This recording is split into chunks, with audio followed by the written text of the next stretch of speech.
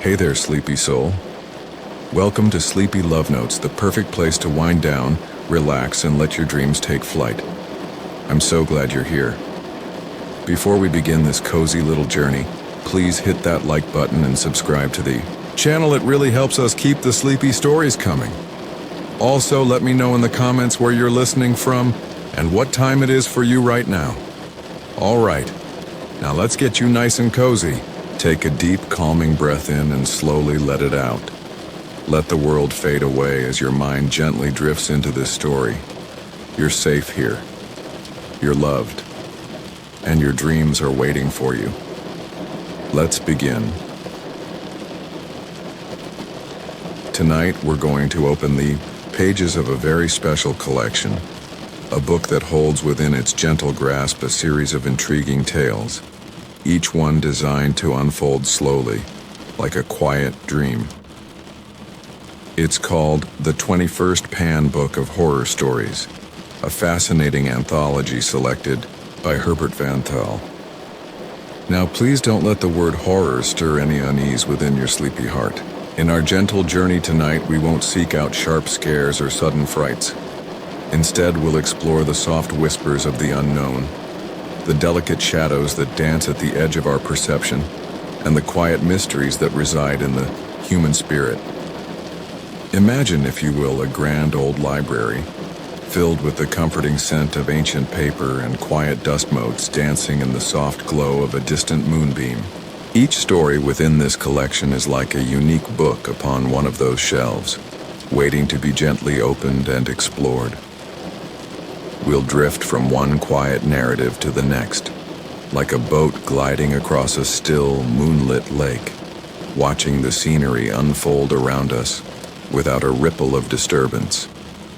The genre may be horror, yes, but we will always focus on the atmosphere, the subtle feelings, and the quiet, almost melancholic beauty that can sometimes be found, even in tales of the uncanny. The core themes woven through these stories often touch upon the mysteries of the human mind, the fragility of reality, and the gentle interplay between light and shadow in our lives. We'll encounter characters who find themselves in unusual circumstances, observing their quiet thoughts and gentle reactions as the world around them subtly shifts.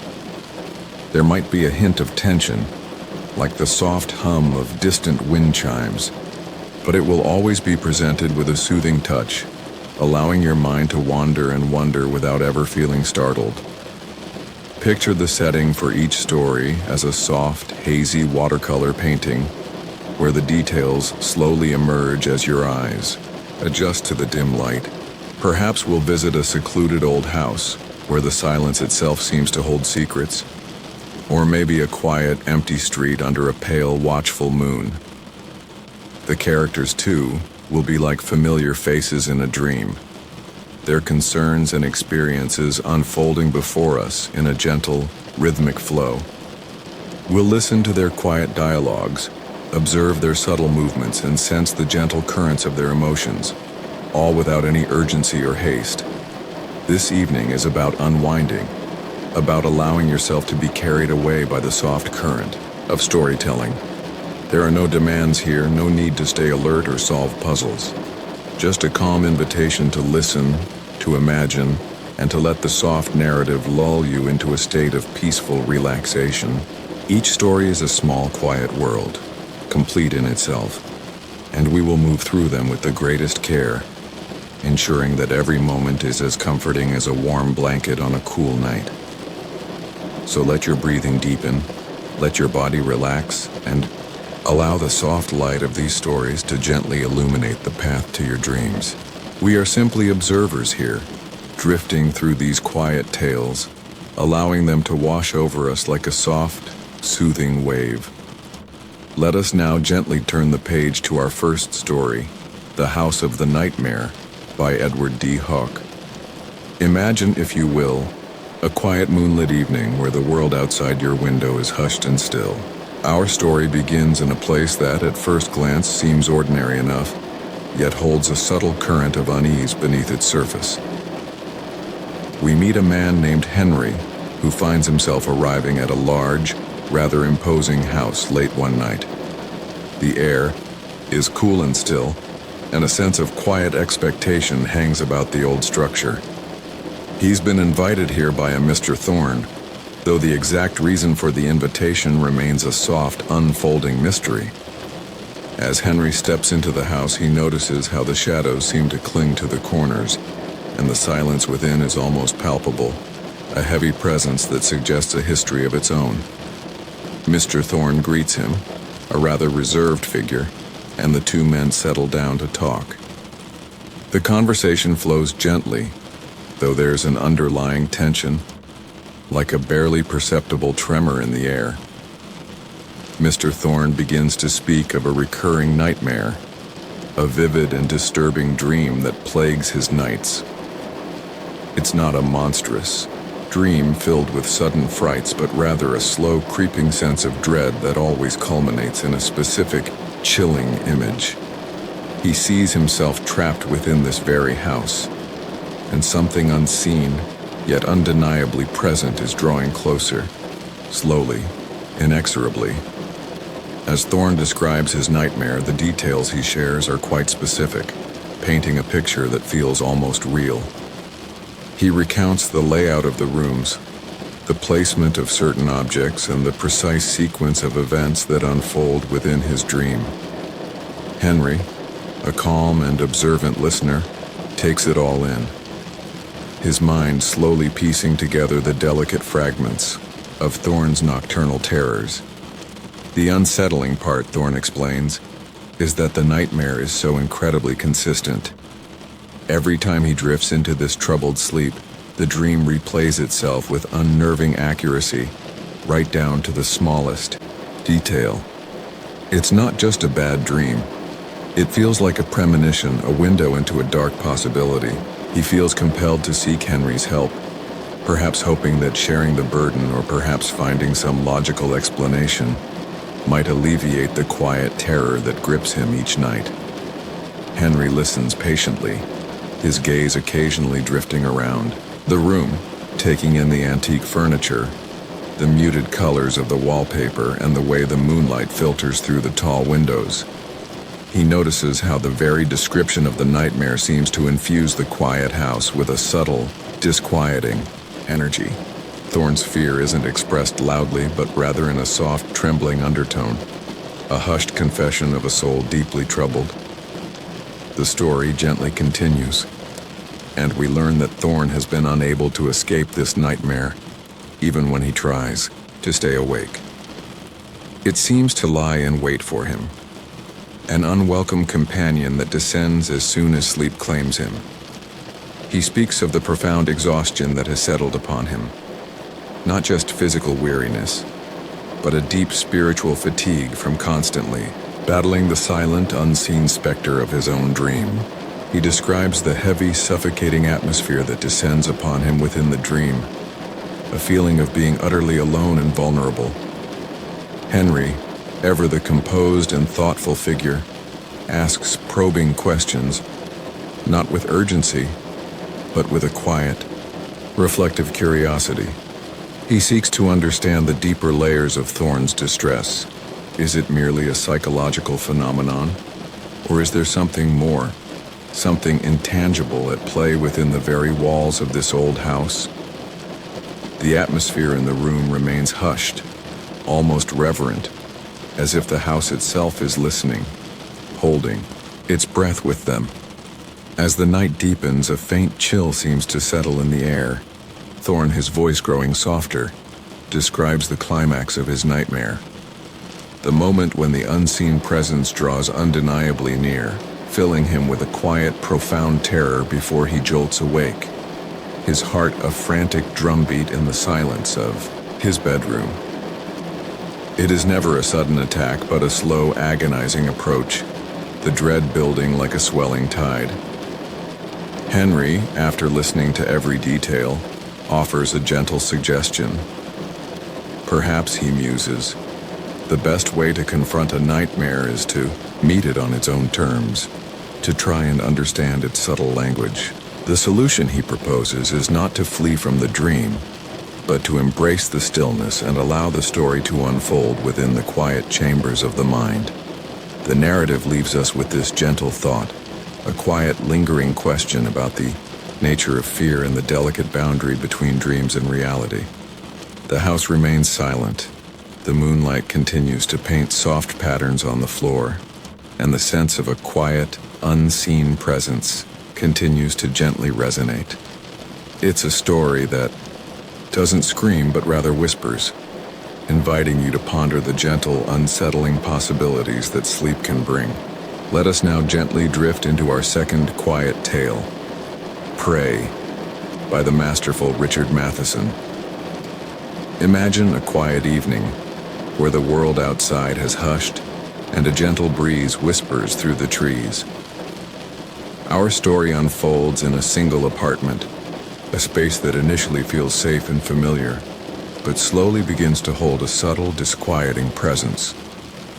We meet a woman named Amelia, who finds herself alone in her apartment. The quiet stillness of the evening surrounds her, broken only by the soft sounds of the city far below. Amelia is, in this moment, simply going about her evening, perhaps preparing a meal or settling in for a quiet night. There's a subtle thread of apprehension in her, perhaps a feeling of loneliness or simply the quiet unease that can sometimes settle upon us when we are truly alone. Among her possessions, she has a small, rather unusual item, a Zuni fetish doll. This doll is not a soft, cuddly toy, but a small, carved figure, traditionally believed to contain the spirit of a hunter. It's an interesting curio, perhaps a souvenir, and it sits there, seemingly inanimate, a quiet part of her collection. As the evening slowly progresses, a peculiar shift begins to occur. Amelia starts to notice subtle things. A faint, almost imperceptible sound, like a tiny scuff or rustle, seems to emanate from where the doll sits. She dismisses it at first, attributing it to the old building settling or the soft creak of furniture in the quiet, but the sounds persist. A delicate rhythmic tapping or scraping, barely audible yet enough to gently draw her attention. The feeling of being alone in the apartment begins to subtly change. It's no longer just solitude. It's as if something else is quietly present. Amelia's gaze drifts towards the doll and she notices, or perhaps imagines, the slightest shift in its position. A tiny, almost imperceptible turn of its head, or a subtle tilt. Her heart might quicken just a touch. A soft flutter of curiosity mixed with a very gentle unease. The sounds become a little clearer, a little more distinct. A tiny, muffled thumping, like something very small yet determined moving on the floor. Amelia, with a growing sense of mild apprehension, realizes these sounds are indeed coming from the Zuni doll. It's not a violent, frightening sound, but a quiet, persistent rustle, like dry leaves scuttling across a silent floor. She observes the doll with a gentle, curious gaze, her mind trying to reconcile what she's hearing with what she knows to be possible. The doll, she discovers, is indeed moving, not with a sudden jerky motion that would alarm, but with a slow, almost imperceptible creep. It is as if it is inching its way across the room, its tiny, delicate steps punctuated by those soft scratching sounds. Amelia's initial disbelief slowly gives way to a quiet, profound sense of bewilderment. How can a small, inanimate carving be moving on its own? The air in the apartment seems to grow heavier, not with fear, but with an almost tangible sense of the uncanny. She tries to contain it, to assert control over this strange, quiet phenomenon. Perhaps she places it back in its original spot or tries to secure it, but the doll, with a quiet persistence, resumes its slow, deliberate movements. It's as if it has a quiet, singular purpose, a gentle, unwavering trajectory across the room. There's no aggression in its movements, just a relentless, slow approach like a shadow lengthening in the twilight. As the night deepens, Amelia's quiet apprehension transforms into a subtle internal struggle. The doll, despite its small size, begins to exert a profound, unsettling influence. It doesn't scream or threaten, it simply moves. Its quiet, unwavering presence fills the apartment, shrinking the space around her, making her feel as though she is sharing her sanctuary with a patient, unseen observer. The very air seems to hum with its quiet determination. The doll's movements escalate, but always with that subtle, understated quality. It might attempt to climb a small obstacle, or slowly edge its way towards her. The sounds it makes are like quiet whispers, rustling, scraping, a gentle tapping, all contributing to an atmosphere of quiet, creeping dread, rather than outright terror. Amelia's attempts to stop it are met, not with force, but with the doll's quiet, unyielding persistence, like trying to stop a slowly flowing stream. The story gently builds towards its quiet, unsettling conclusion. The Zuni doll, with its tiny, determined steps and its quiet, incessant sounds, continues its relentless approach. Amelia finds herself in a desperate yet quiet struggle against this small, inexplicable entity. The apartment, once her haven, now feels like a confined space where the boundaries of reality are softly blurring. The final moments are not a crescendo of violence, but a quiet, chilling realization. The doll, with its ancient spirit, manages to achieve its subtle, predatory goal. The exact nature of the horror is not overtly shown, but rather implied, leaving a gentle, lingering sense of vulnerability and the quiet power of the unseen. It's a story that explores the subtle ways fear can creep in, not with a roar, but with a series of quiet, persistent whispers, leaving a deep, dreamlike impression of something ancient and unyielding in a modern, unsuspecting world. Let us now gently turn our attention to third quiet tale, The Machine in Ward 10 by the visionary J.G. Ballard. Imagine, if you will, the serene, almost hushed atmosphere of a hospital ward, not a place of urgent activity, but one where the quiet rhythm of healing and observation unfolds. The air is still, perhaps carrying the faint, clean scent of antiseptic, and the light filtering through the windows is soft and diffused.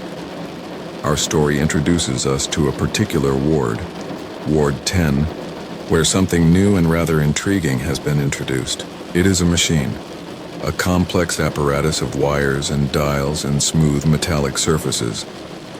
Unlike the bustling machines in other parts of a hospital, this one is rather quiet, almost contemplative in its presence. It doesn't hum loudly or flash with aggressive lights. Instead, it emits a soft, almost imperceptible thrum, like a distant, gentle heartbeat. The purpose of this machine is explained in calm, measured tones. It is designed, we are told, to assist in the healing process, perhaps by influencing the patient's psychological states, or by gently regulating their bodily functions. It's a quiet innovation, a subtle intervention into the delicate balance of life and recovery. The doctors and nurses move around it with a quiet reverence, observing its soft glow and the gentle movements of its indicators. The patients in Ward 10 are often those who are recovering, or perhaps those who need a prolonged period of quiet rest. They lie in their beds, some dozing, others simply gazing up at the ceiling, their thoughts drifting. The machine, positioned unobtrusively within the ward, becomes a quiet backdrop to their days and nights. They are aware of its presence, of course, but it's not an intimidating object. Rather, it's like a quiet, watchful entity, a new part of the ward's delicate ecosystem. As the days turn into nights, and then into new days, a subtle change begins to settle over the patients in Ward 10. It's not a sudden, dramatic transformation, but a gentle, almost imperceptible shift in their demeanor. They become perhaps a little more serene, a little more introspective. Their movements grow calmer, their expressions softer. It's as if a quiet peace has gently descended upon them, a profound stillness that seems to emanate from the very air of the ward, influenced perhaps by the silent workings of the machine. Medical staff, observant as they are, notice these gentle alterations. They note the improvements in the patient's rest patterns, their reduced anxieties, their overall sense of quiet contentment. There's a feeling of success, of gentle progress, yet also a subtle, lingering question in their minds. What exactly is this machine doing? It's not just a physical healer. It seems to be touching something deeper, something within the very core of the patient's minds. The story gently delves into the idea that perhaps the machine is not just soothing the body, but also subtly reshaping the mind. The patients, once perhaps filled with the anxieties and restlessness of their conditions, now seem to find a deep, almost uncanny tranquility. Their thoughts, which once might have darted about like restless birds, now seem to slow, to become more uniform, more peaceful. It's a quiet psychological alteration, like the gradual fading of a dream into the soft light of dawn. There's a subtle unease that begins to surface, a faint ripple in the otherwise calm waters of the ward. It's not fear, but a quiet questioning. Is this profound peace truly a form of healing, or is it something else? Is the machine simply alleviating distress, or is it guiding the patients towards a different kind of existence? One where individual thoughts and strong emotions are gently smoothed away, leaving behind a placid, almost uniform calm. The narrative explores this delicate line, never veering into sharp alarms, but instead inviting quiet contemplation. The machine continues its soft thrum, its quiet work unseen, yet profoundly felt. The patients continue their gentle journey into this newfound serenity, their eyes often holding a distant, almost blissful gaze. The Machine in Ward 10 is a story that doesn't rely on overt threats, but on the quiet, lingering question of identity and consciousness.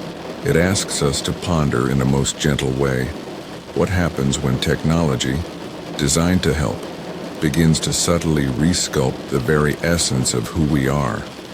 It leaves us with the soft image of a quiet ward filled with passively content individuals, and the silent, watchful machine, its purpose achieved in a way that is both profoundly peaceful and subtly unsettling, like a dream that feels too real to entirely dismiss. The air remains still, and the gentle thrum of the machine seems to echo in the quiet spaces of our imagination. Let us now gently turn our thoughts to fourth quiet tale, The Woman in the Store, by Christine Bradstreet. Imagine, if you will, a soft gray afternoon where the light outside is muted and a quiet, almost forgotten little store stands tucked away on a peaceful, unassuming street. The air inside might carry the faint, comforting scent of old paper and dust, perhaps a hint of something floral or forgotten. Our story begins with a lone individual, a quiet observer, stepping into this small, unassuming shop. Perhaps they are seeking a particular item or merely seeking refuge from a gentle drizzle outside. The interior of the store is a tapestry of quiet details, shelves filled with forgotten treasures, faded signs, and the hushed atmosphere that often accompanies places where time seems to slow down. And there, behind a counter or perhaps simply sitting quietly amidst the gentle clutter, is the woman of our story. She is not grand or imposing, but rather, she emanates a quiet stillness. Her movements are slow and deliberate, her gaze perhaps a little distant, as if her thoughts are always just beyond the immediate moment. There is a gentle, almost dreamlike quality about her, making her feel like a figure from a faded photograph.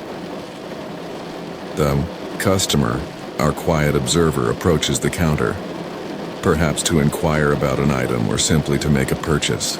The interaction is subtle, marked by soft whispers and the gentle clinking of small objects. The woman in the store speaks softly, her voice a low murmur, and her eyes seem to hold a quiet, knowing gaze that hints at unspoken stories. As the interaction gently unfolds, our observer begins to notice small, almost imperceptible peculiarities about the woman. Perhaps her clothing seems a little out of time, or her gestures are unusually precise.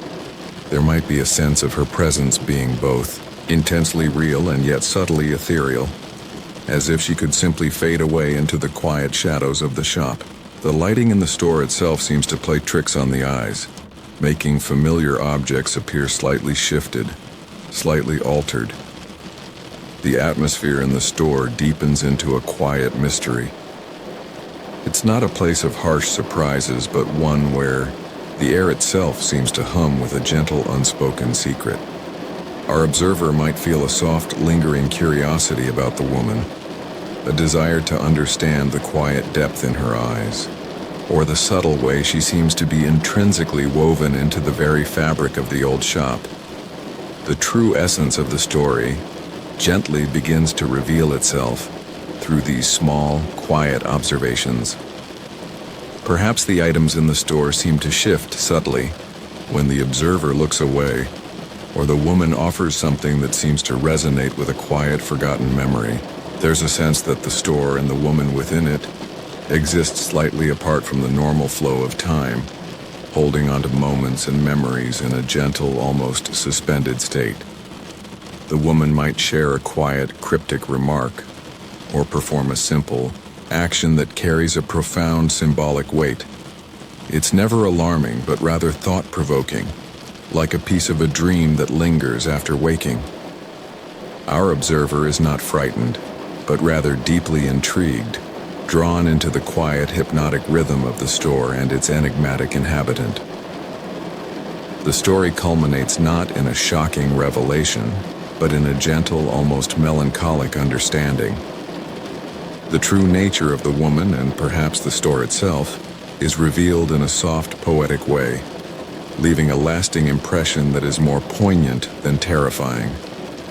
It might be a realization about the passage of time, or the quiet echoes of lives lived long ago, or the subtle ways in which the past can quietly inhabit the present.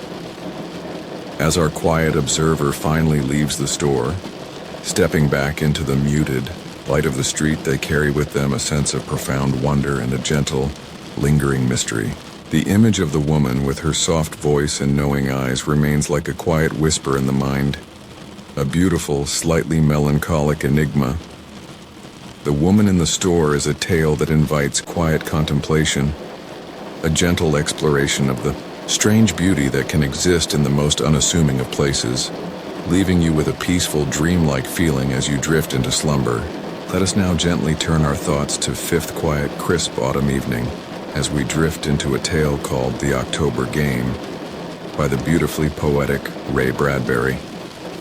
Imagine the gentle chill in the air, the faint scent of fallen leaves, and the soft glow of jack-o'-lanterns flickering like sleepy eyes in the twilight.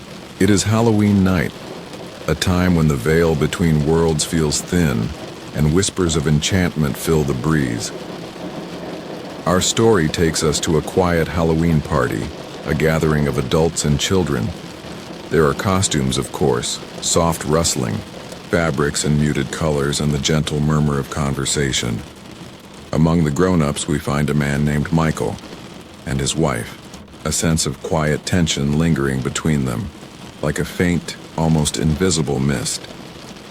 The children, however, are filled with the innocent excitement of the evening, their soft giggles echoing through the house. As the night deepens, Michael proposes a game, a traditional Halloween game, he says, one meant to be played in the darkest corners of a forgotten space. He leads the children, with their playful squeals and eager anticipation, down into the quiet, cool cellar. The steps descend into an embracing darkness, a place where the senses must rely on gentle touch and hushed whispers. Inside the cellar, the darkness is complete, thick and soft like velvet. Michael's voice, calm and even, guides the children. He explains the game. They must reach into a tub of water and feel for things, guessing what they are. It's a sensory game, he explains, a game of imagination and touch.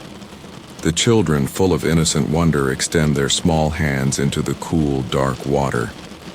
As the game begins, Michael's voice remains steady, almost soothing, as he describes the imagined horrors the children are feeling.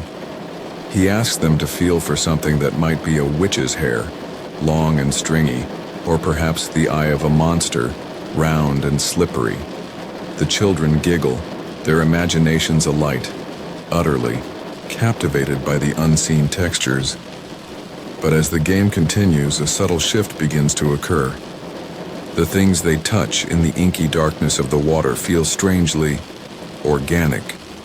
Not the familiar textures of a Halloween prop, but something softer, more yielding, and unsettlingly familiar.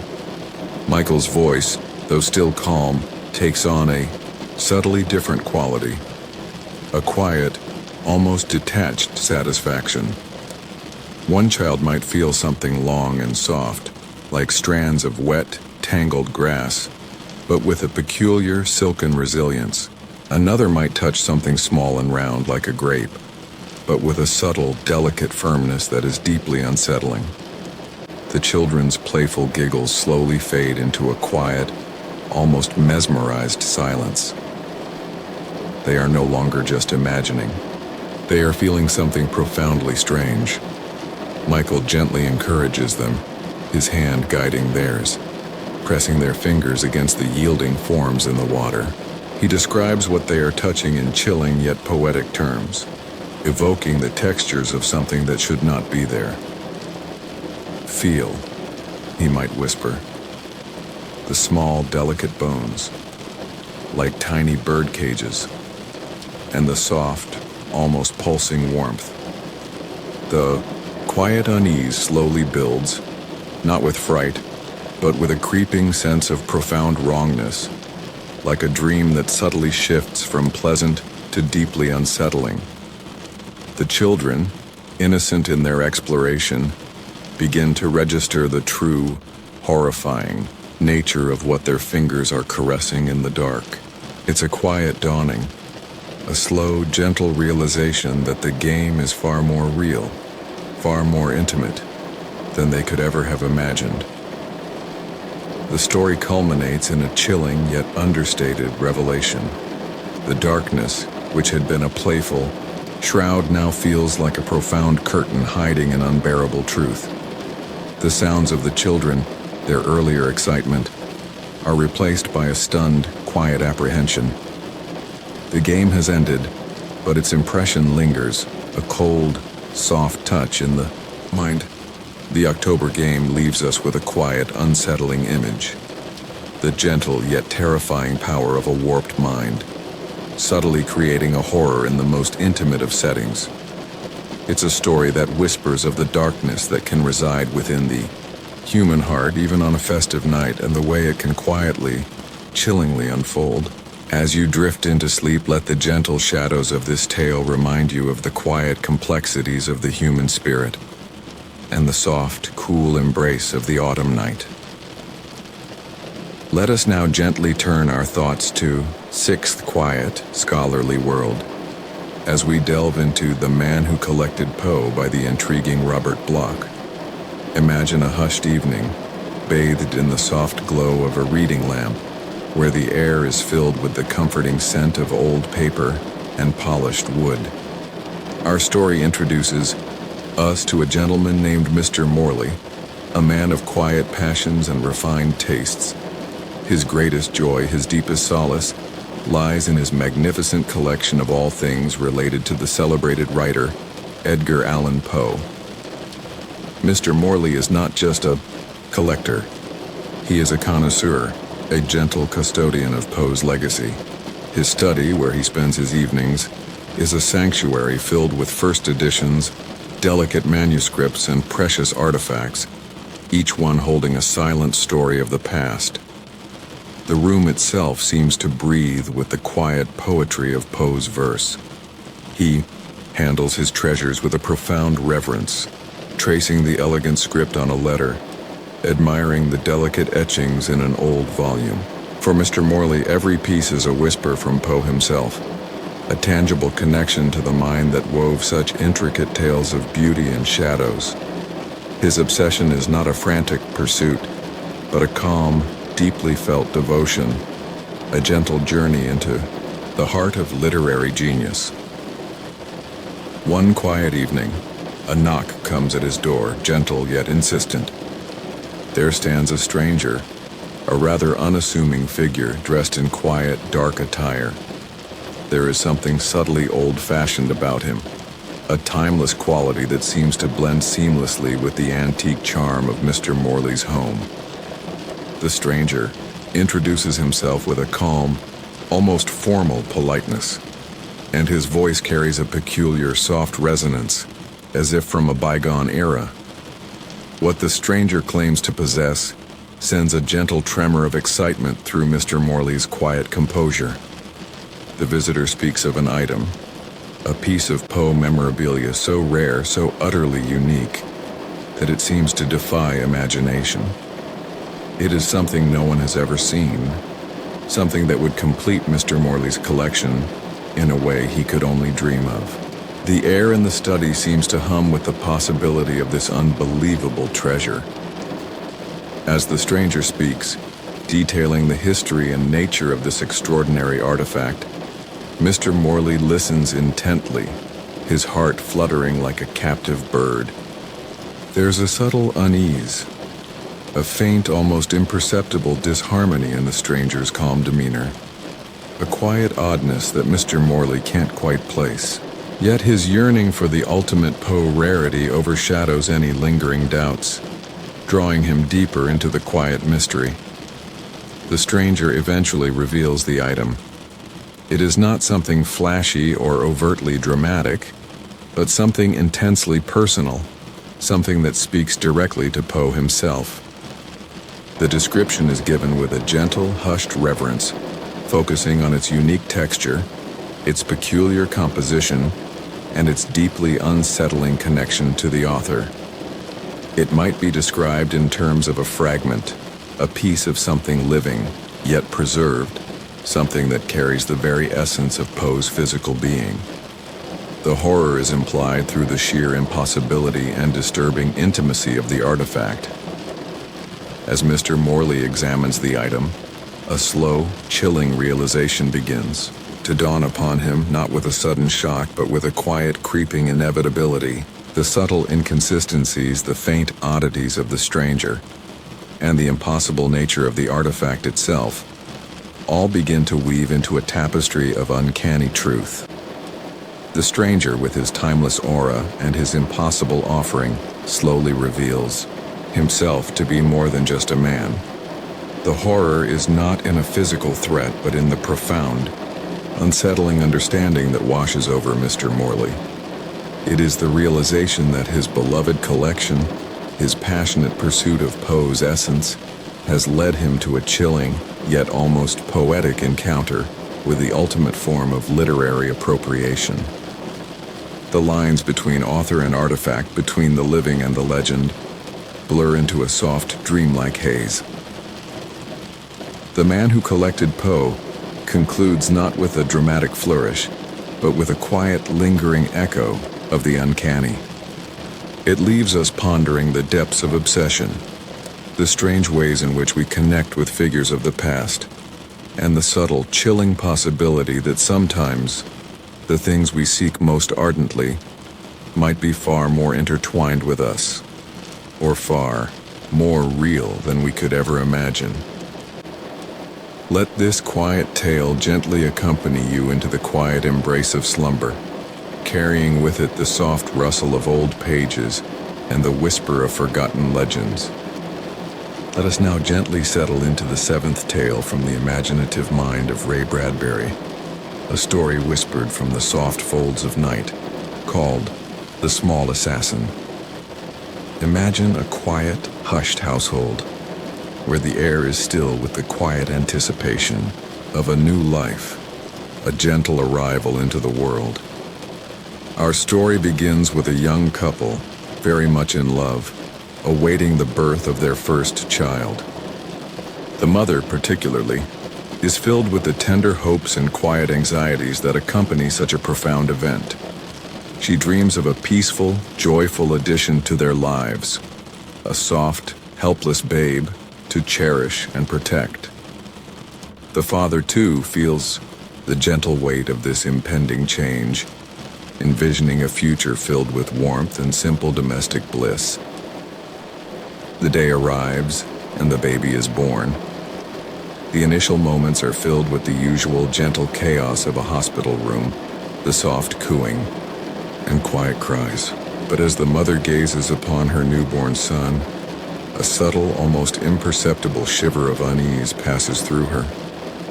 It's not the joy she expected, but a strange, quiet sense of something else.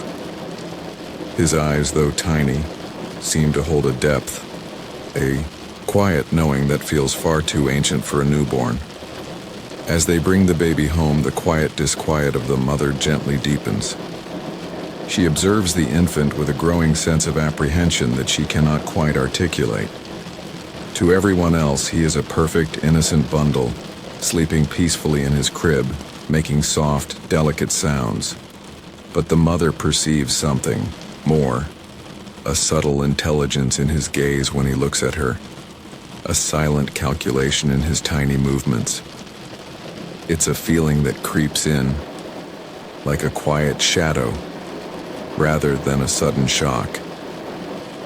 The father, loving and practical, tries to soothe her gentle anxieties, attributing her feelings to the exhaustion and profound change that childbirth brings. He sees only a beautiful, helpless baby, and his heart is filled with warmth.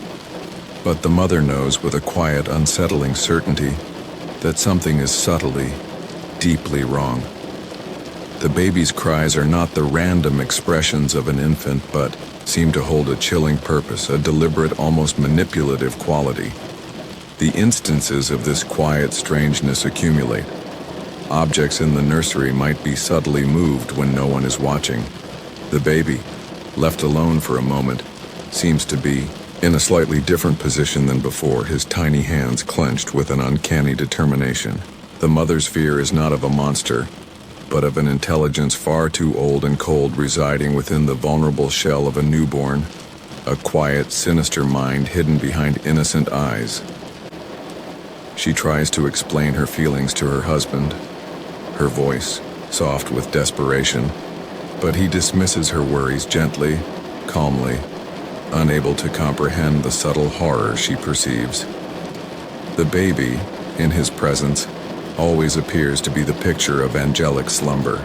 It's a quiet, isolating fear for the mother, a sense of being utterly alone in her chilling observations. The story gently builds towards its quiet, unsettling climax. The mother becomes increasingly convinced that the small assassin is deliberately trying to harm her, using its apparent helplessness as a shield. It's not loud attacks, but quiet, almost accidental seeming occurrences. A pillow subtly shifted, a chair placed just so, creating tiny, precarious dangers that only she seems to notice. The horror is in the cold, calculated intention of such a tiny, vulnerable being. The tension becomes an almost unbearable whisper. The mother's quiet fight against this tiny, insidious force is a desperate, internal battle. The baby, in his crib, seems to watch her with those unsettlingly knowing eyes, a silent, unseen adversary. The small assassin culminates in a profound, quiet tragedy. The horror is in the realization that something so pure and new could harbor such a chilling, ancient malevolence. It is not a story of loud screams, but of a quiet, creeping dread, a profound sense of betrayal by the most innocent of forms. It leaves a lingering impression of the subtle, unseen darkness that can lurk even in the purest beginnings, a gentle, yet deeply unsettling thought to carry into the quiet depths of your dreams. Let us now gently journey to the eighth quiet, almost forgotten corner of the world as we explore the tale titled The Lake Was Dry by William Sansom. Imagine a landscape bathed in the soft, hazy light of a long, dry summer, where the very air seems to shimmer with the silent heat. Our story brings us to a village, nestled in a valley, where the most prominent feature was once a beautiful, shimmering lake. This lake was the heart of the community, a source of life and quiet joy, reflecting the changing skies and cradling the gentle boats upon its surface. But now, as the title quietly reveals, the lake was dry. It is not a sudden, dramatic emptiness, but a slow, gradual receding, leaving behind a vast, parched basin of cracked earth and forgotten stones. The people of the village move about with a quiet resignation, their lives subtly altered by this profound absence. The once familiar landscape is transformed, revealing secrets that were long hidden beneath the water's gentle surface. Where fish once swam, now only a vast, desolate expanse stretches out, an empty canvas under the broad, indifferent sky. The story focuses on the quiet observations of the villagers, their subtle reactions to this transformed world. There's a particular fascination, a gentle curiosity about what the dry lake bed might reveal. People begin to walk upon the cracked earth, venturing into areas they could never reach before. It's like stepping onto a vast, forgotten canvas, exploring a secret world that has gently unveiled itself. As they explore, they discover the quiet remnants of the lake's past. Smooth, water-worn stones, forgotten fragments of old boats, perhaps even lost personal items that had slipped from careless hands decades ago. Each discovery is made with a soft gasp of wonder, a quiet moment of connection to a time that now feels distant and dreamlike. The dry lake bed becomes a silent archive, holding the echoes of former lives. But as the exploration continues, a different kind of discovery begins to emerge, subtly altering the mood. Among the ancient stones and forgotten debris, there appear objects that are less familiar, things that don't quite belong, objects that seem to hint at something deeper, something perhaps disturbing, having been concealed beneath the cool waters for a very long time. It's not a sudden, frightening revelation, but a gentle, creeping sense of the uncanny. The objects are described with a quiet, almost archaeological precision. Strange, perhaps oddly shaped remnants or curious fragments that spark a quiet, unsettling curiosity rather than immediate fear. The sun beats down, casting long, soft shadows, and the vast silence of the dry lake bed seems to amplify these subtle oddities. The villagers, initially filled with gentle curiosity, begin to feel a quiet shift in their emotions. The exploration that started as a serene uncovering of the past now carries a subtle undercurrent of apprehension. They find themselves walking on ground that feels strangely ancient, filled with secrets that perhaps should have remained hidden. The dryness of the lake is no longer just a physical phenomenon, but a metaphorical unveiling of deeper, long-buried truths. The Lake Was Dry is a story that explores the quiet transformation of a landscape and how that change can subtly expose the hidden layers of a community's past, or perhaps the deeper, unsettling truths that lie beneath the surface of everyday life. It is a tale not of dramatic events, but of quiet revelation, of what emerges when the familiar recedes, leaving behind an exposed and quietly unsettling emptiness. As you drift into sleep, let the image of the vast, silent lake bed, holding its ancient, revealed secrets, gently carry you into your dreams. Let us now gently open the door to an old, distinguished house as we drift into the ninth tale, called The Inheritors, by R. Chetwynd Hayes. Imagine a quiet, sprawling estate, nestled amidst ancient trees and softly rustling leaves where the very stones seem to breathe with the quiet stories of centuries past. The air inside this grand home might carry the subtle scent of aged wood and forgotten lavender, and the sunlight filters through tall, leaded windows, painting gentle patterns on the polished floors. Our story introduces us to a new family who have recently come to reside in this magnificent old house. They are filled with a quiet excitement, a sense of wonder at inheriting such a place, a feeling of stepping into a living piece of history. They move through the grand rooms with a gentle reverence, appreciating the intricate details, the sweeping staircases, and the quiet gardens that stretch beyond the windows. As they begin to settle in, a subtle sense of the house's deep history begins to envelop them.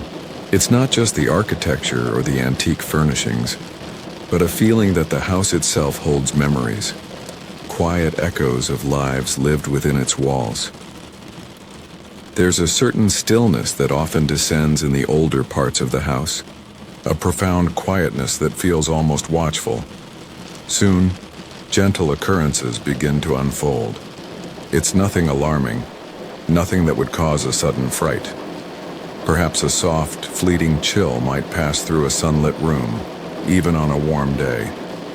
Or a faint, almost inaudible whisper might seem to drift from an empty hallway, like the soft sigh of a distant breeze. Sometimes a quiet creak from the floorboards upstairs when everyone is downstairs might suggest a presence, but one that is light and ethereal, like a shadow dancing in the periphery. These small, quiet phenomena begin to weave a subtle tapestry of awareness for the new inhabitants.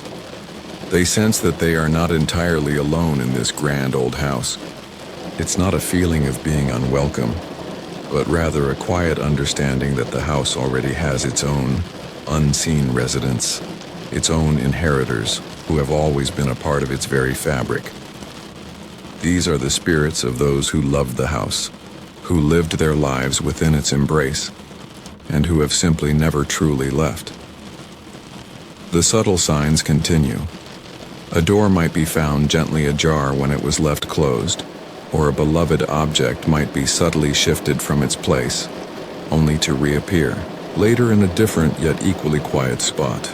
There's a delicate sense of playfulness almost in these unseen presences, a gentle interaction with the living that feels more like a shared existence than an intrusion. The family, particularly the more sensitive among them, slowly come to a quiet realization. They are sharing their home with those who truly inherited it long ago. The gentle echoes of the past, woven into the very silence of the house. There's a profound sense of peaceful cohabitation and acceptance of these quiet, unseen companions. They learn to recognize the subtle shift in the air, the faint, almost musical hum that indicates a gentle presence without ever feeling threatened. The Inheritors is not a tale of ghosts in the traditional sense, aiming to scare. Instead, it's a gentle, atmospheric story about the quiet persistence of memory and the way human connection can transcend the boundaries of time. It explores the idea that some places are so imbued with life and emotion that they retain a part of those who lived there, a quiet, eternal essence that simply lingers.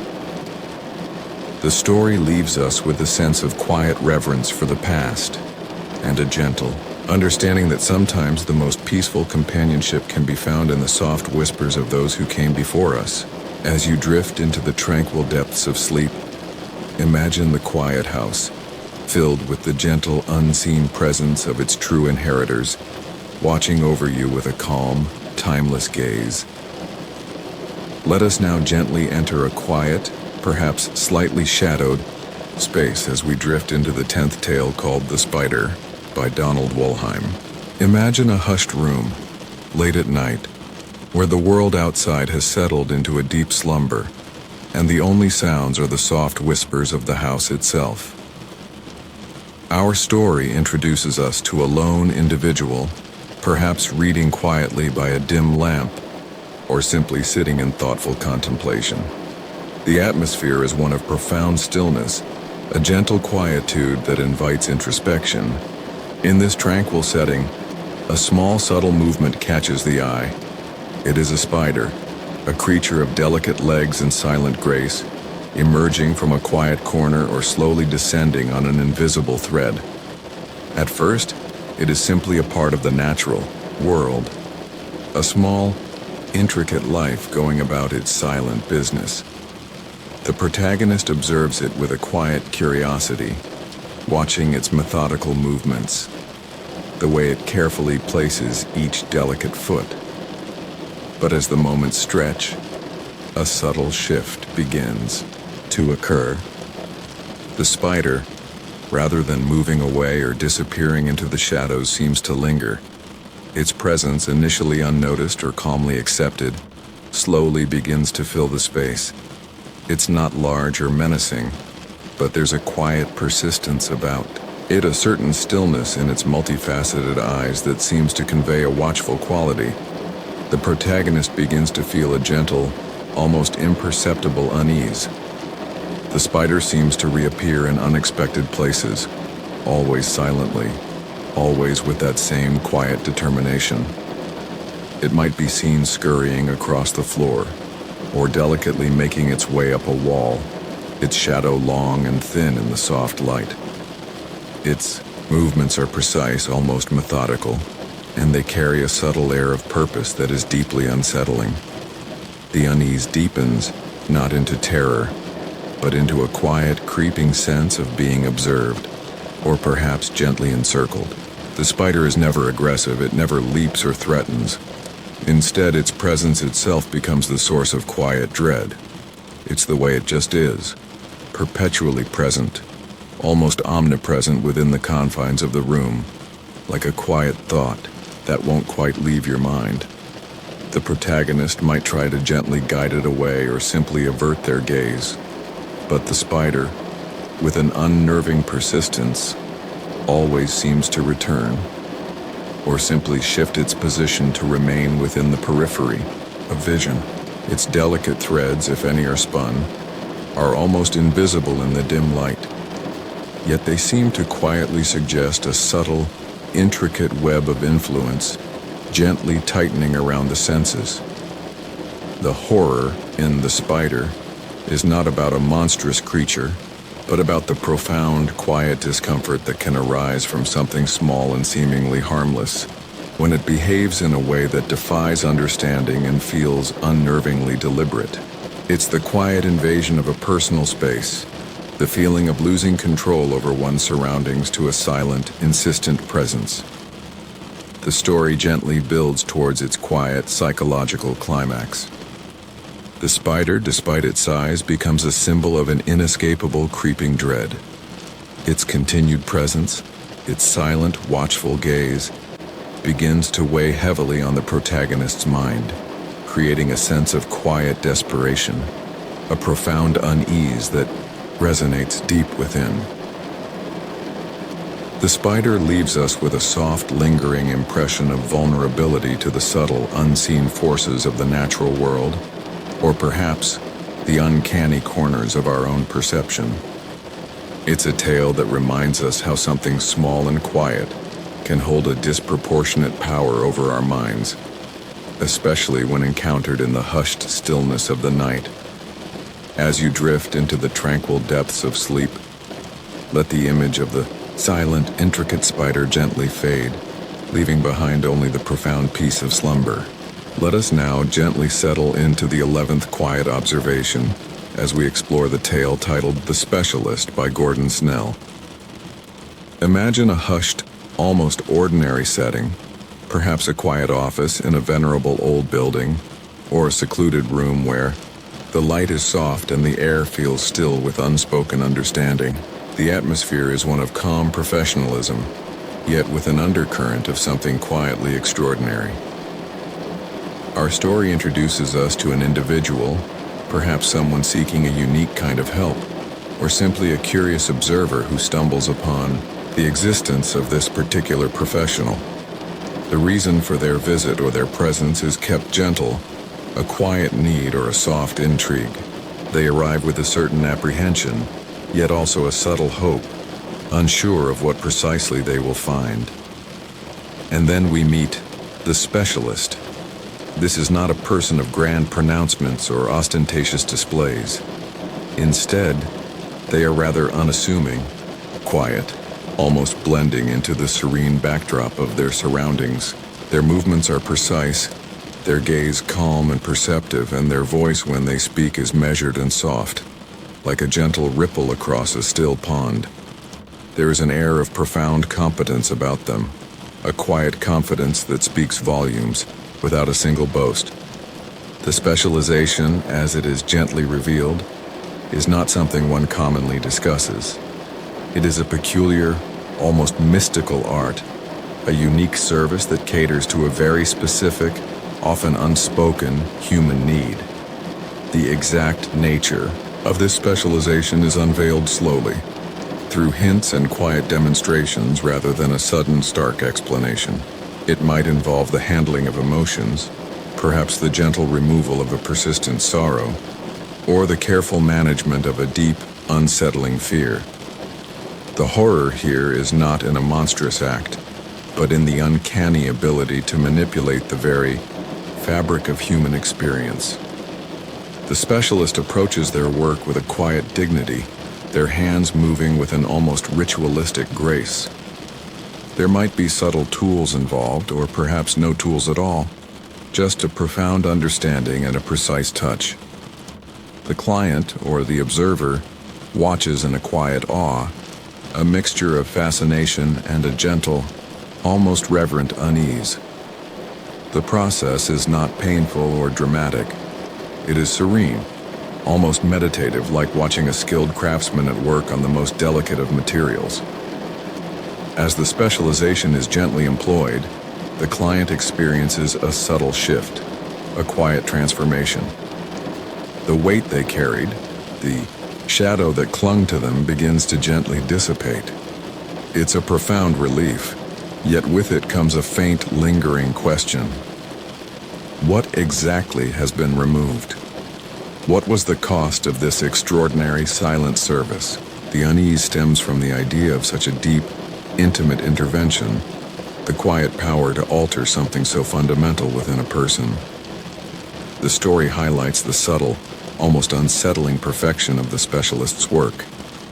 There are no loose ends, no lingering issues, only a profound, quiet change. But for the observer, or the client reflecting afterwards, there is a deep, unsettling wonder about the implications of such a skill. If such emotions or sensations can be so cleanly extracted or managed, what does it say about the human condition? The Specialist is a tale that doesn't rely on jump scares or overt threats. Instead, it invites quiet contemplation on the nature of human pain and solace, and the extraordinary, almost unnerving abilities that can exist in the world, hidden in plain sight. It leaves us with a gentle, yet persistent question. What hidden specialists exist among us, quietly tending to the most profound and secret parts of our beings? As you drift into the tranquil depths of sleep, let the gentle echoes of this quiet, curious profession guide your mind towards peaceful slumber. Let us now gently turn our gaze to the 12th quiet observation as we softly drift into the tale titled The Blue Eyes by Anthony Boucher. Imagine a serene evening, perhaps in a softly lit room where the air is still and the murmurs of conversation are low and gentle. Our story introduces us to an individual whose attention is quietly drawn to a particular feature of someone they encounter, their eyes. These are not just any eyes. They are profoundly, startlingly blue. Imagine a shade so deep and clear, it's like gazing into the heart of a tranquil sapphire or the endless expanse of a summer sky. They are captivating, drawing one's gaze like a gentle magnetic pull. At first, the focus is purely on the beauty of these eyes, their remarkable hue, and the way they seem to absorb the soft light of the room. They convey a sense of calm, perhaps a gentle thoughtfulness, and they seem to hold a profound stillness within their depths. The protagonist feels a quiet sense of fascination, a gentle wonder at such a striking feature. But as the interaction gently continues, a subtle, almost imperceptible shift begins to occur in the protagonist's perception. The blue eyes, while still beautiful, start to convey something more, something slightly out of the ordinary. It's not a sudden change, but a gradual unfolding, like watching a flower slowly open in the quiet dawn. Perhaps the blue seems to deepen or lighten in ways that defy the gentle play of light and shadow. Or perhaps when the eyes meet the protagonists, there's a quiet intensity there that feels a little too profound. A gaze that seems to see not just the surface, but something deeper within the soul. It's a feeling of being understood in an uncanny way, a subtle, almost ethereal connection. The unease deepens, not into fear, but into a quiet, creeping sense of the uncanny. The protagonist starts to notice that the eyes seem to hold an unusual stillness and almost unnatural lack of flicker or movement, as if they are fixed points in a constantly shifting world. They are beautiful, yes, but also subtly alien, hinting at a reality beyond the ordinary. The story gently explores the idea that these blue eyes are not merely an aesthetic feature, but perhaps a conduit, a window into something hidden, something profoundly unsettling. They might seem to reflect thoughts that were never spoken, or reveal knowledge that should not be known. The atmosphere becomes one of quiet mystery, of a subtle, pervasive presence that communicates through the silent language of sight. The horror in the blue eyes lies in this quiet psychological intrusion, the unsettling feeling that these eyes perceive more than they should, or that they are a gateway for something beyond our comprehension. It's the realization that the person possessing them might not be entirely who they seem, or that their very gaze holds a power that gently bends the edges of reality. The narrative culminates in a subtle yet profound revelation about the nature of these eyes, or the being behind them. It's not a loud, dramatic shock, but a soft, chilling understanding that settles over the protagonist, leaving them with a lingering sense of quiet awe and a gentle, profound disquiet. The truth is whispered, implied, leaving much to the quiet workings of the imagination. The blue eyes leaves us with a gentle yet persistent question about perception, about the hidden depths within others, and about the subtle ways our understanding of reality can be gently yet irrevocably altered by a single striking feature. As you drift into the tranquil depths of sleep, let the image of those beautiful, enigmatic blue eyes softly fade, carrying you into dreams where sight can hold the most profound secrets. Let us now gently journey to a place of quiet retreat as we softly enter into the 13th tale, The World of the Summer House, by the brilliant Shirley Jackson. Imagine a serene, sun-drenched afternoon, where a gentle breeze whispers through the leaves of ancient trees carrying the faint, sweet scent of summer flowers. Our story brings us to a beautiful summer house, nestled in a secluded, peaceful spot, perhaps overlooking a shimmering lake or a quiet, verdant valley. It is a place designed for tranquility, for gentle escape from the bustling world. The house itself is charming, with wide, airy rooms and sunlight that streams through large windows, painting soft, shifting patterns on the floor. It seems like the perfect haven for rest and rejuvenation. A family or perhaps an individual has come to this summer house, seeking solace, a quiet respite from their everyday lives. They arrive with a sense of hopeful anticipation, eager to embrace the calm rhythms of nature and the gentle stillness of the house. The initial days are filled with the quiet pleasures of summer. Long, lazy mornings, gentle walks, and evenings spent in peaceful contemplation. But as the days softly turn into weeks, a subtle, almost imperceptible shift begins to occur. It's nothing overt, nothing that would cause a sudden alarm. Instead, it's a quiet feeling, a faint, lingering sense that something in the house is not quite as serene as it first appeared. Perhaps a familiar object is found in a slightly different place than it was left, or a soft, almost inaudible creak seems to come from an empty room upstairs. These are small, fleeting moments easily dismissed, yet they leave a delicate ripple of quiet wonder. The protagonist, a sensitive observer, begins to notice these gentle anomalies more keenly. A shadow might seem to linger a little too long in a corner, or a quiet whisper might seem to drift on the breeze when no one is speaking. It's not a feeling of being threatened, but rather a soft, creeping sense of disquiet, like a dream that subtly shifts from pleasant to slightly unsettling. The house, which once felt so welcoming, now seems to hold a quiet, watchful presence. The story gently explores the protagonist's internal world, their attempts to rationalize these soft occurrences, their growing sense of isolation as these feelings are perhaps not shared or understood by others. The quiet beauty of the summer house begins to feel subtly oppressive, its stillness no longer comforting but profoundly heavy, as if it holds unspoken secrets within its very walls. The sunlight still streams in, but now it seems to illuminate a quiet, unseen tension in the air. The gentle occurrences continue, always subtle, always atmospheric. A feeling of being gently observed, even when alone. A quiet, persistent thought that perhaps someone else is in the house, moving silently through the rooms. The horror, if it can be called that, is psychological. A slow, quiet unraveling of peace. A creeping sense of paranoia that takes root softly, like a delicate vine, and gently tightens its hold on the mind.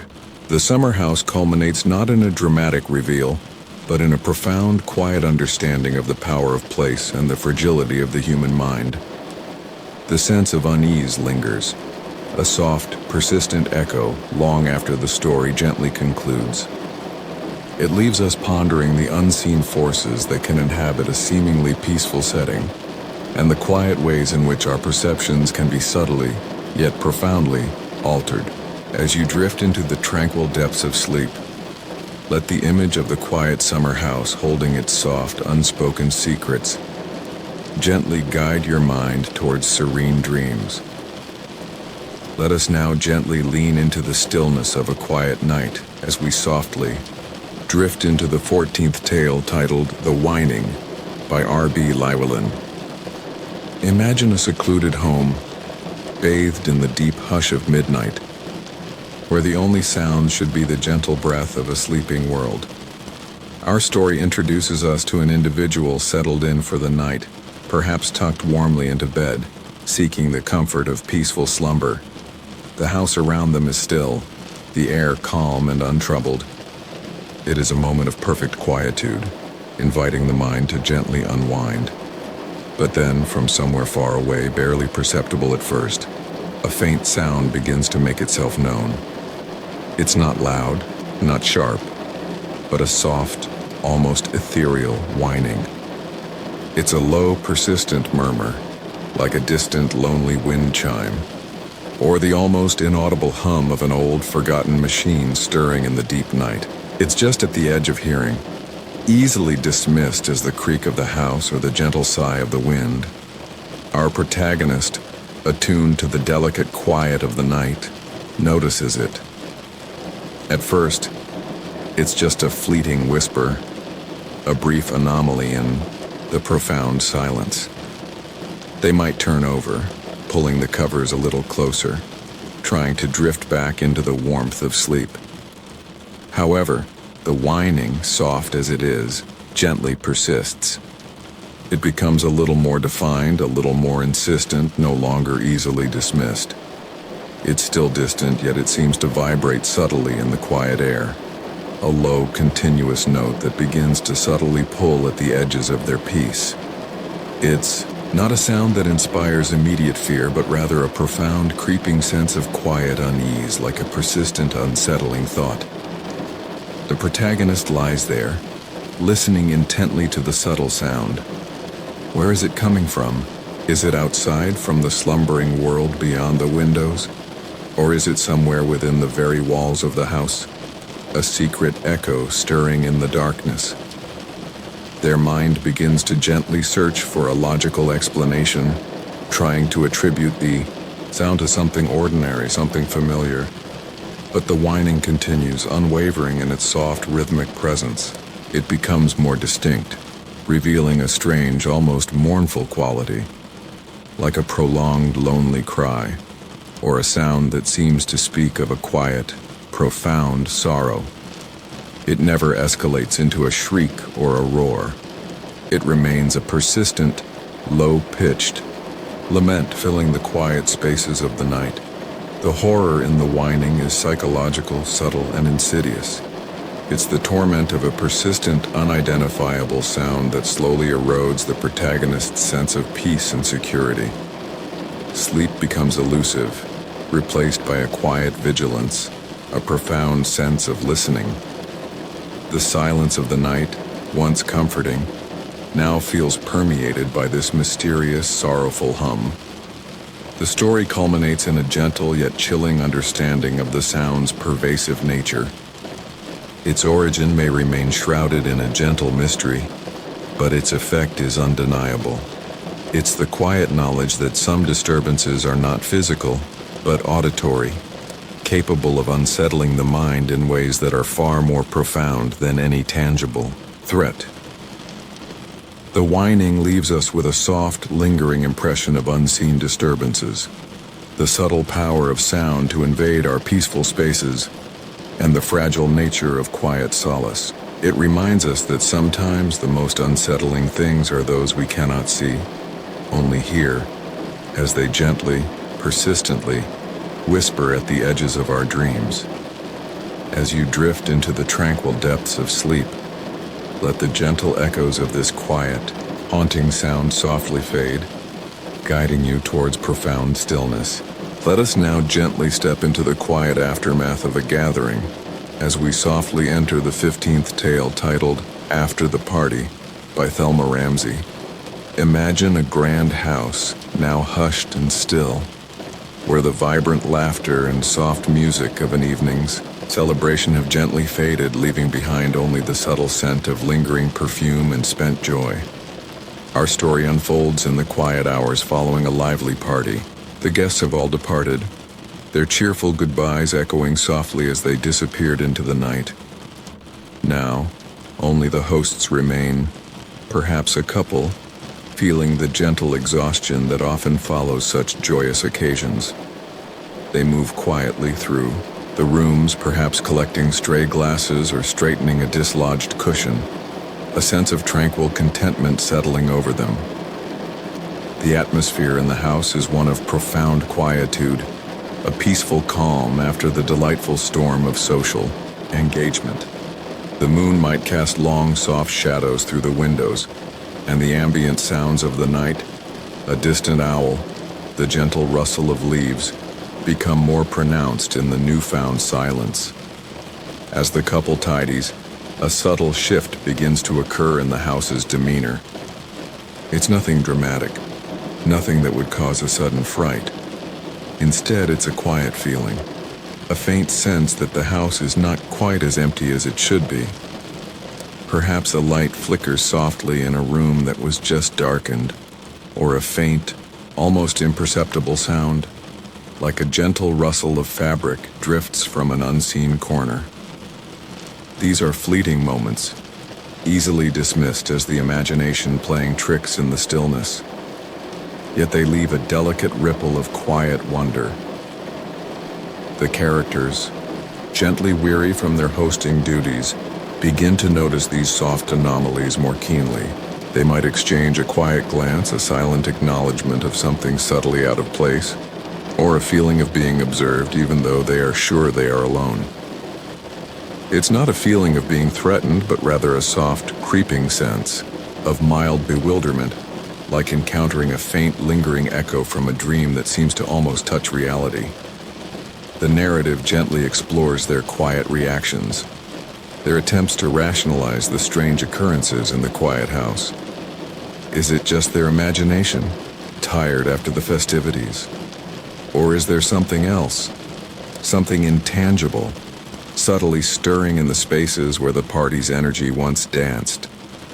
The lingering scent of perfume might seem a little too fresh, or the soft glow of a forgotten ember in the fireplace might seem to cast shadows that move with a life of their own. The horror in After the Party is psychological and atmospheric, a slow, quiet realization that perhaps some of the party's energy, or indeed some of the guests, have not quite departed. It's the unsettling feeling that the boundaries between past and present, between presence and absence, are blurring in the tranquil aftermath. The house, once a stage for joyful interaction, now becomes a silent, watchful entity, holding on to subtle echoes of its recent vitality. The story culminates not in a dramatic confrontation, but in a profound, quiet understanding of the subtle ways in which past moments can linger, or unseen presences can softly inhabit the spaces we believe to be our own. The sense of unease gently settles, a quiet, thought-provoking echo long after the story softly concludes. After the Party leaves us with a gentle yet persistent question about the nature of lingering energies, the quiet whispers of past celebrations, and the subtle ways in which our homes can hold more than just memories. It reminds us that sometimes the most profound quietude can reveal the most delicate and unsettling truths. As you drift into the tranquil depths of sleep, let the image of the quiet house, filled with its soft, unspoken echoes, gently guide your mind toward serene dreams. Let us now gently turn our thoughts to a time and place where a subtle, unseen change begins to drift through the air, as we softly enter the 16th tale titled The Sweating Sickness by Richard Davis. Imagine a quiet village, perhaps in a bygone era, where life moves at a measured, peaceful pace, and the seasons turn with gentle predictability. The sun shines warmly, the fields are green, and a sense of calm routine fills the days. Our story begins with the subtle arrival of something new, a very gentle shift in the well-being of the villagers. It's not a dramatic cough or a sudden fever, but rather a quiet sensation. People begin to notice a peculiar soft warmth spreading through their bodies, a gentle internal heat that makes them feel a little flushed. Accompanying this warmth is a delicate sheen of perspiration, a quiet dampness that appears on their skin even when the air is cool. At first, it's dismissed as a passing warmth, perhaps a natural reaction to a slightly warmer day, or a temporary flush of health. No one feels truly ill, just a quiet, persistent dampness and a feeling of internal warmth, like having just finished a very gentle stroll on a balmy afternoon. They go about their days, but with a subtle, unarticulated awareness of this new constant companion. But as the days softly turn, this peculiar sweating sickness begins to gently deepen its hold. The warmth becomes more pervasive, the perspiration more constant. It's not an uncomfortable drenching, but a steady, almost imperceptible moisture that clings to the skin. And with it, a subtle fatigue begins to settle, a quiet weariness that makes even the simplest tasks feel a little more effortful, a little more distant. The villagers observe each other with quiet glances, a soft, unspoken understanding passing between them. They see the same gentle sheen on their neighbors' foreheads, the same quiet drooping of shoulders. There's no panic, but a growing sense of quiet bewilderment, a profound curiosity about this pervasive, unseen phenomenon that seems to be subtly embracing everyone. The horror in The Sweating Sickness is not in violent symptoms or overt suffering, but in the insidious, quiet inevitability of its spread and its profound, gentle sapping of vitality. It is a slow, silent surrender, a creeping lethargy that quietly claims the strength and spirit, leaving individuals in a state of profound, unending warmth and a deep, dreamlike weariness. Their thoughts might become hazy, their perceptions softened, as if reality itself is gently blurring around the edges. The narrative explores the gentle yet inexorable progression of the sickness. It is a shared experience, a quiet communal drifting into a state of profound, gentle exhaustion. The affected individuals don't suffer sharply. Rather, they seem to recede, their eyes becoming a little more distant, their movements a little slower, wrapped in a constant peculiar warmth that seems to drain their energy as gently as a fading ember. The story culminates not in a dramatic cure or a terrifying peak, but in a quiet, almost melancholic realization of the sickness's true nature and its profound lingering effects. It is a testament to the quiet power of unseen forces and the subtle ways in which life can be irrevocably altered, not by a sudden storm, but by a gentle, pervasive mist. The Sweating Sickness leaves us with a soft, lingering impression of vulnerability, the quiet, inescapable passage of time and fate, and the profound, gentle way in which our physical beings can be subtly, yet completely, transformed.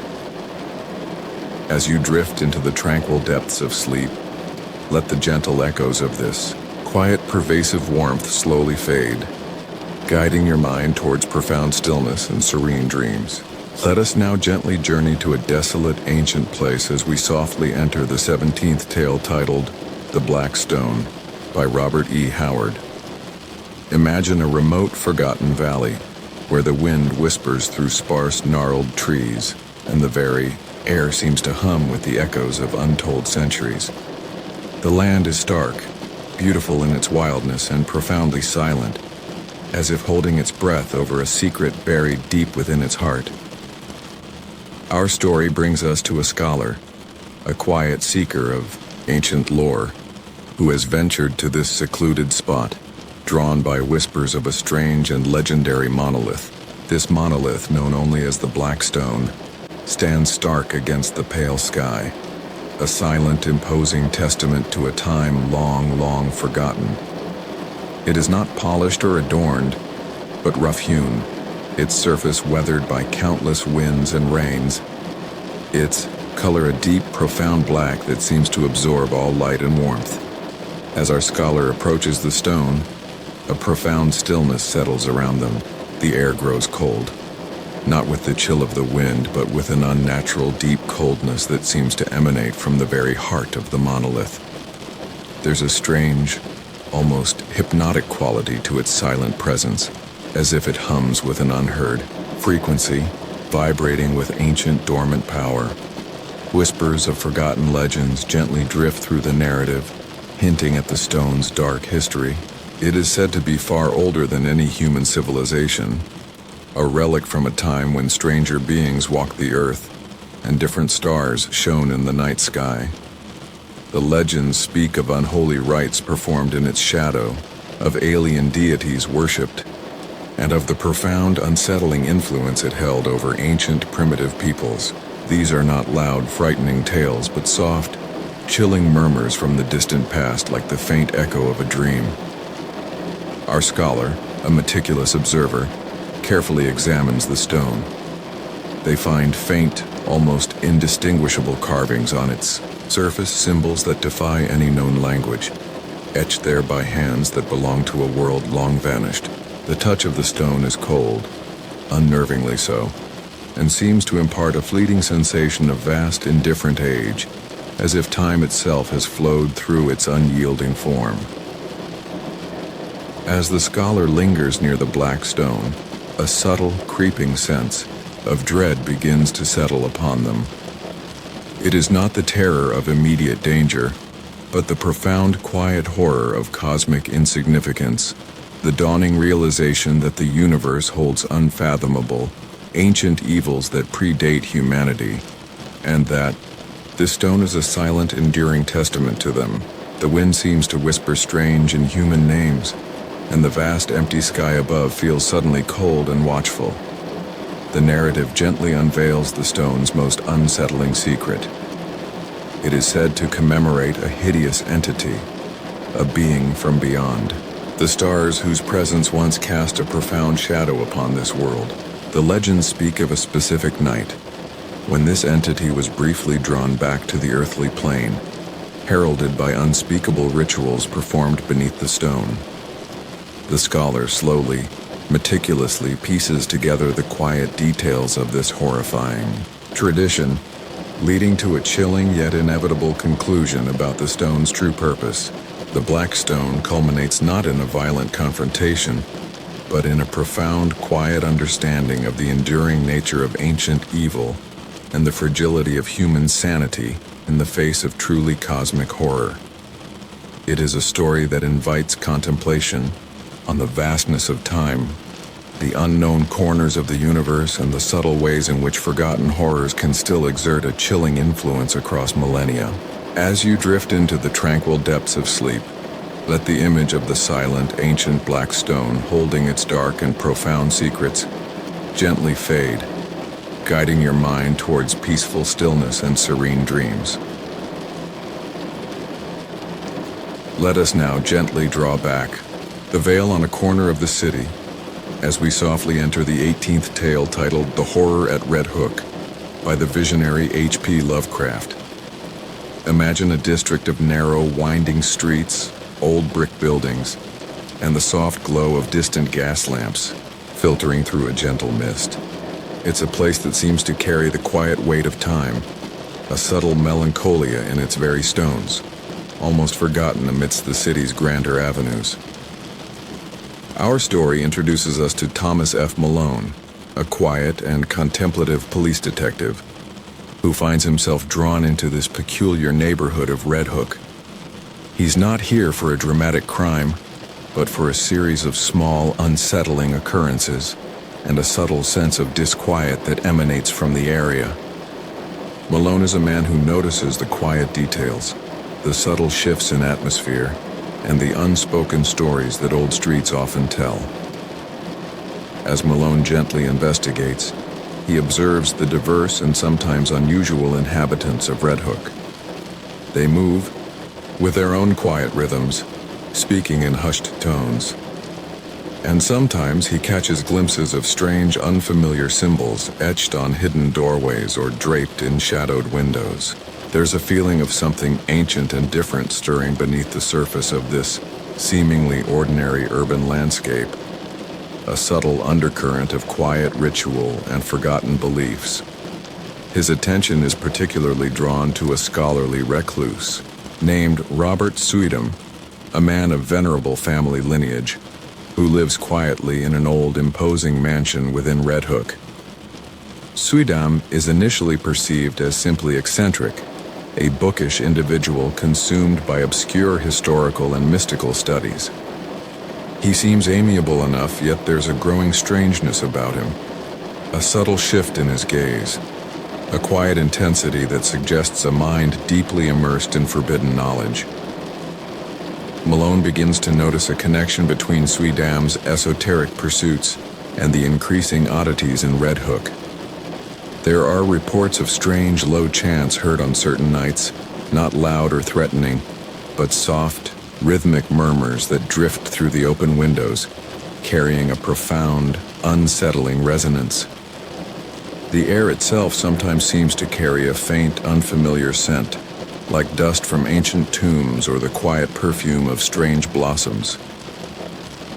The horror in The Horror at Red Hook is not a sudden scream, but a slow, creeping realization of ancient, cosmic malevolence gently stirring beneath the urban veneer. It's the psychological dread of uncovering a cult, quietly practicing rituals that defy human understanding, seeking to draw forth entities from realms far beyond our comprehension.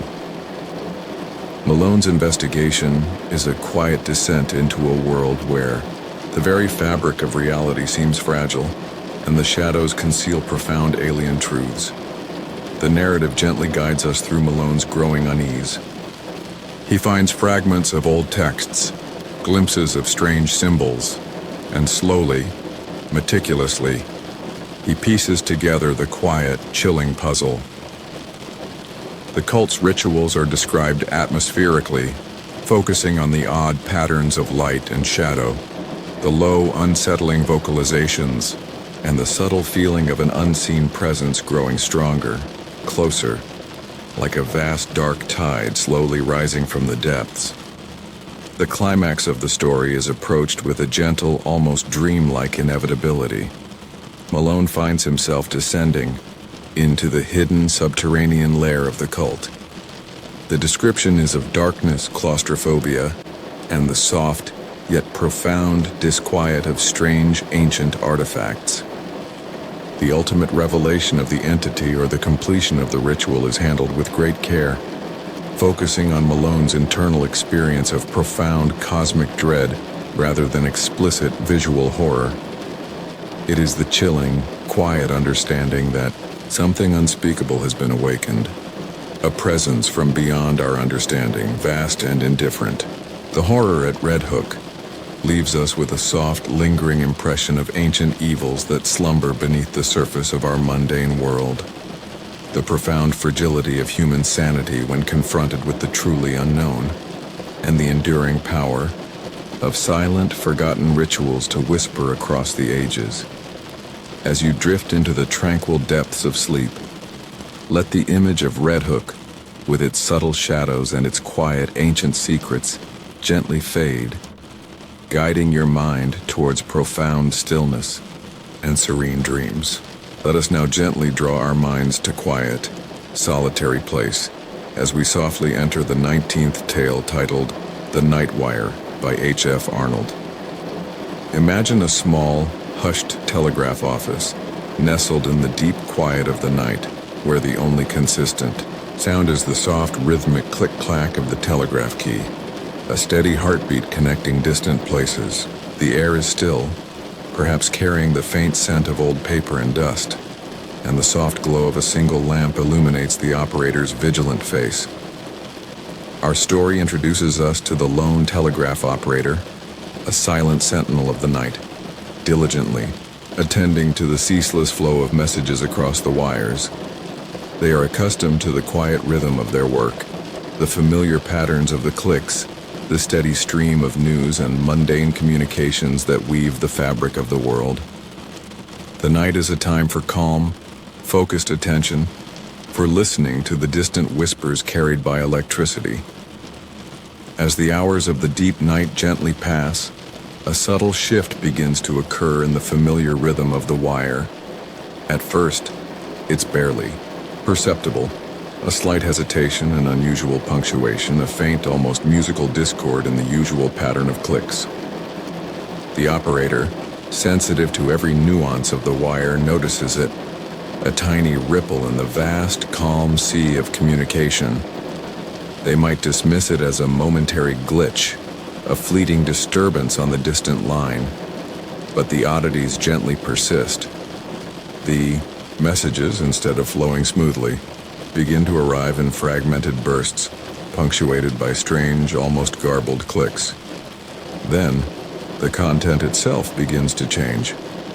Instead of clear reports, the operator receives snippets that are profoundly unsettling in their vagueness. They speak of a peculiar fog, not a usual mist, but something unnatural, something that seems to absorb sound and light, creeping slowly from a distant town called Xylos. The protagonist's quiet composure slowly gives way to a subtle, creeping bewilderment. They try to make sense of these fragmented messages to contact the transmitting station, but the answers are either silence or more cryptic, unsettling reports. The feeling grows that they are listening to a narrative unfolding in real time, a slow, quiet catastrophe being whispered across the wire. The sounds of the wire itself seem to deepen, taking on an eerie, almost desperate quality. The descriptions in the incoming messages, though fragmented, paint a chillingly atmospheric picture. The fog is described not as a physical entity, but as a consuming presence, dissolving familiar landmarks, silencing all sound, bringing with it a profound, eerie stillness. It's an unstoppable quiet engulfment swallowing towns and lights one by one. The horror is in this quiet, inexorable progress, communicated through the impersonal clicks of a machine. The operator, alone in the quiet office, becomes a helpless witness to this unfolding alien event. The messages become more desperate, more broken, reporting not just observations but the encroaching sensation of this profound, silent absorption.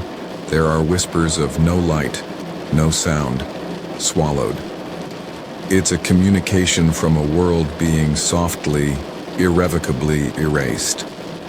The night wire culminates in a profound, yet quiet moment of cosmic dread. The final messages are but a few desperate, fragmented clicks, speaking of the fog having finally reached the transmitting station, of the last desperate moments of a silent, chilling dissolution, and then there is nothing. Just the profound, unbroken silence of a deadline. The story leaves us with a soft, lingering impression of the fragility of communication, the thin veil between our ordered world and profound, inexplicable forces, and the quiet dissolution of reality when confronted by the truly alien. It reminds us how a simple mechanism can become a conduit for unimaginable silent terrors. As you drift into the tranquil depths of sleep, let the gentle clicks of the night wire softly fade, leaving behind only the profound stillness of serene dreams. Let us now gently draw our minds to a complex tapestry of quiet discoveries as we softly enter the monumental 20th tale titled The Call of Cthulhu by the visionary H.P. Lovecraft. Imagine a hushed study, filled with the scent of old paper and quiet dust motes dancing in the soft light. Our journey begins with a meticulous scholar, inheriting the papers of a recently deceased granduncle, a man known for his own quiet, academic pursuits. As the scholar sifts through these documents, a peculiar narrative begins to gently unfold, pieced together from seemingly disparate notes and fragments. The first thread, The Horror in Clay, takes us to the discovery of a small, unsettling bas-relief among the granduncle's possessions. It is a piece of art unlike any other, depicting a monstrous yet vaguely anthropoid figure with an unnatural geometry, its forms subtly disturbing to the eye. It's not terrifying in a grotesque way, but rather profoundly alien, conveying a sense of vast age and a disturbing wrongness. Accompanying this strange artifact are notes detailing a global surge of peculiar dreams. Artists and sensitive souls across the world have been experiencing vivid, unsettling visions of cyclopean cities built of impossible angles and a colossal entity that stirred in profound, silent slumber. These dreams are not nightmares of sharp terror, but rather a gentle, pervasive sense of disquiet, like a persistent echo from a world that should not be. The next thread, The Tale of Inspector Legrasse, leads us into a different quiet corner of the world, the shadowy ancient swamps of Louisiana. Here we hear of a police inspector, Legrasse, who years ago stumbled upon a hidden cult gathering. The scene is described with a chilling atmosphere, not of overt violence, but of profound, unsettling ritual. There are strange robed figures and eerie low chants that seem to carry an unnatural resonance. At the center of their worship is a peculiar idol, matching the bas-relief found earlier. A squat, vaguely octopus-headed figure, crafted from an unknown dark stone. The cultists, when questioned, speak in hushed, reverent tones of Great Cthulhu, and a time when ancient beings will awaken and reclaim the earth. It is a tale of quiet, pervasive madness, a subtle violation of the natural order hinted at by the strange, guttural sounds of their whispered worship. The final and most profound thread, the madness from the sea, weaves together the earlier discoveries into a chilling whole. This segment recounts the fragmented log entries of a Norwegian sailor, Gustav Johansen, whose ship, caught in a quiet, unusual storm, is blown far off course into an uncharted region of the Pacific. Here, from the deep, vast ocean, an ancient, impossible city slowly begins to rise. It is R'lyeh, a place of cyclopean architecture and non-Euclidean angles, its vast, dark structures defying all known laws of perspective and physics. The sight is not openly terrifying, but profoundly overwhelming, filling the observers with a quiet sense of profound insignificance, a gentle disorientation as their minds try to grasp what they are seeing. And then, from within this colossal, alien city, a being slowly emerges. It is the entity whispered in dreams and revered by cultists, Cthulhu. Its appearance is described with vast scale and profound otherness, not with gruesome detail. Imagine something colossal, vaguely anthropoid, yet with a tentacled face and a body that seems to shift and shimmer in an unnatural way, like a dark, squamous mountain coming to life. It is not an active, raging monster, but a vast, silent, indifferent presence, stirring from an eon-long slumber. The sailors are not met with aggression, but with an overwhelming psychic pressure, a profound, quiet madness that subtly infiltrates their minds, making their senses reel with a gentle yet terrifying understanding of their utter insignificance. In a desperate, almost futile act, Johansson's ship attempts to ram the colossal entity. It is a quiet, desperate collision, and the entity, seemingly unperturbed, silently withdraws back into the depths, its cyclopean city once more sinking beneath the waves. The horror here is not in its defeat, but in its vast, indifferent power, its calm retreat, implying that its slumber is merely temporary. The scholar, our quiet protagonist, pieces together these narratives, the strange bas-relief, the whispered, cultic practices, and the chilling account of the rising city and the colossal entity. The profound, terrifying truth gently coalesces. A vast, alien intelligence slumbers beneath the waves, its dreams subtly touching the minds of sensitive humans, driving them towards its worship, awaiting the time when the stars align for its awakening. The Call of Cthulhu leaves us with a soft, lingering impression of a cosmos far vaster and more ancient than we can ever comprehend, populated by beings of profound, indifferent power. It whispers of the fragility of human knowledge, the thin veil over terrifying realities, and the quiet, persistent madness that can seep into our world from beyond the stars. As you drift into the tranquil depths of sleep, let the echoes of these ancient alien dreams softly fade, reminding you of the quiet mysteries that lie dormant, waiting for their own time to gently stir. And now, as the gentle echoes of these quiet tales begin to softly fade, let us settle into a moment of peaceful reflection. We have journeyed through the subtle shadows and hidden corners of the 21st Pan Book of Horror Stories, not with alarm, but with a gentle curiosity, allowing each narrative to unfold like a quiet dream. As we look back, we can perceive common threads, soft whispers woven through the diverse tapestry of these stories. Many of them explored the profound fragility of reality, showing us how easily the familiar can shift, how the ordinary can reveal its hidden, unsettling depths. From the quiet persistence of the Zuni doll in Prey to the unsettling precision of the machine in Ward 10, we observed how the world around us can subtly warp, hinting that our everyday perceptions might just be a gentle veil over something far more intricate and mysterious. The pervasive theme of hidden darkness, both external and internal, resonated softly through these pages.